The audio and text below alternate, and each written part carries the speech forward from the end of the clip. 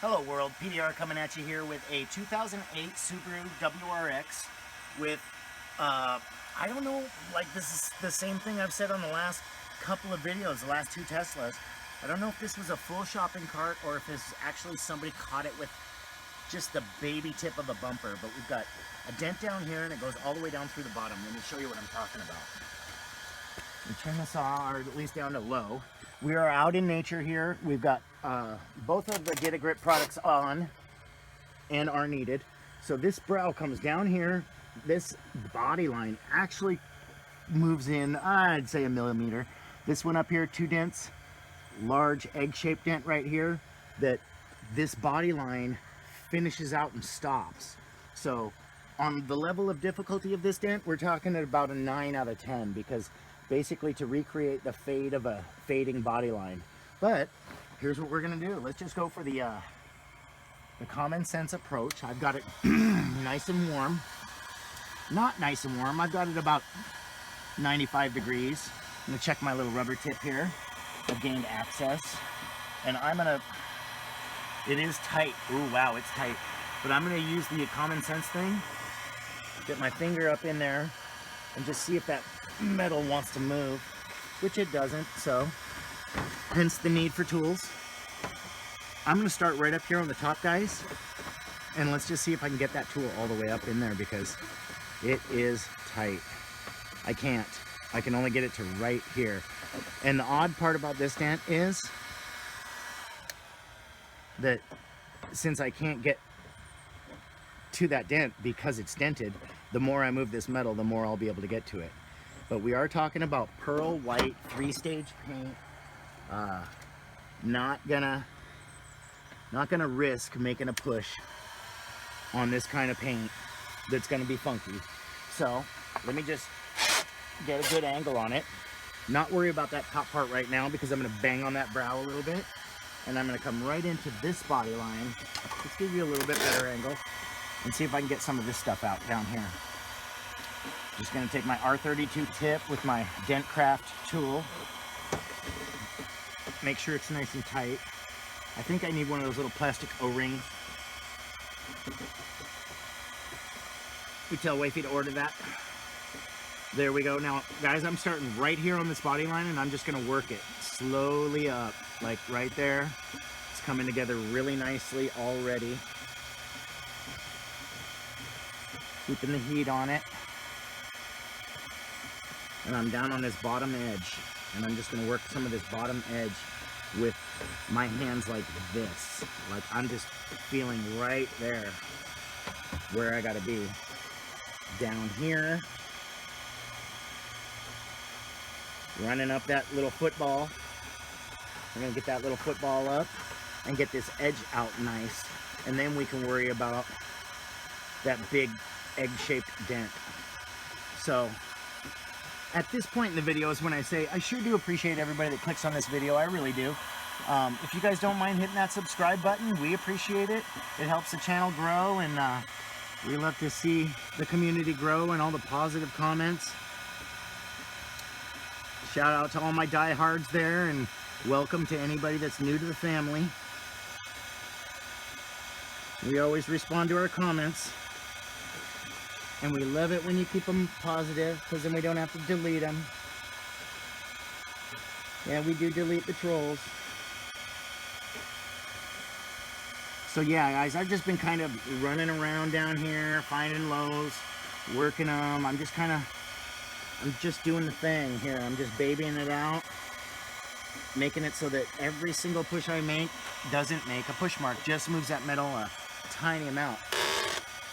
And now that I see I've gotten a lot of that out, I can get a little bit more of this line out right here. But now that I see I've gotten a lot of that out, that's kind of funny. As I move the panel, the heat gun moves a little teeny bit, just shakes it a little bit. Which is all right, because if I had a heat gun on a panel, I'd usually be waving it. But we're fine. As long as you're about 8 to 10 inches out, you're not going to really risk burning paint unless you've got a super hot heat gun. And you can see that mine is turned down to almost 1/3 of temp. So my heat gun's not on full hot. Burning paint is worse than cracking paint. So I don't think we're gonna keep you guys in for this whole dent, because I did plan about 45 minutes for this dent. But I think we might do some speedy, or we might just come back and show you the final result. I know you guys want to see me work some of this out, but I'm still just spending time down here, and I think what I'm going to end up doing is grabbing the chain jack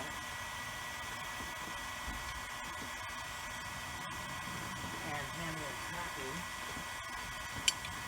grabbing the chain jacks, and if you notice, guys, there is another little dent up here. You can't see it unless you're in the fog. Nice and warm.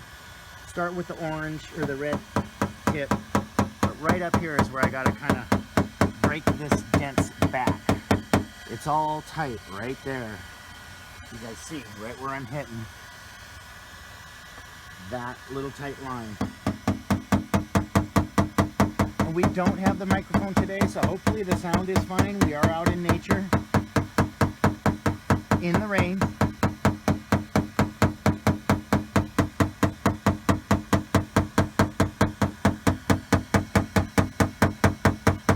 And you can see that just the beating of that brow takes this dent down, probably already about another 20% by taking this dent down. Gonna switch it up and go for this little guy.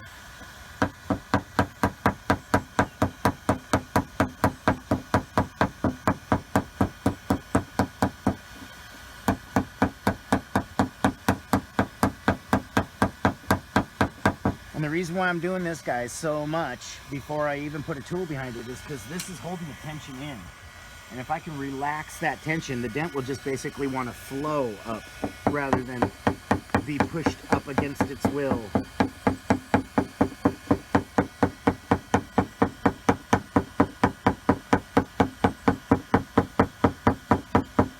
So let's just make a couple of pushes and show you what we're gonna do before we come back and show you the end result. Like I say, I don't know if we're gonna be warm enough or have the battery life enough to stay with the whole process, but I'm using the sharp side of number 1,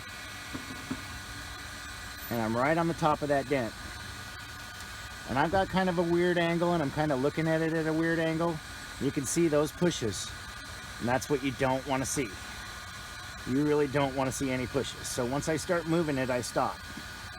Move the dent over, or move the tool over a little bit, and kind of try to get this whole thing up flush, which we're another 10% in. So we're about 30% in on this dent.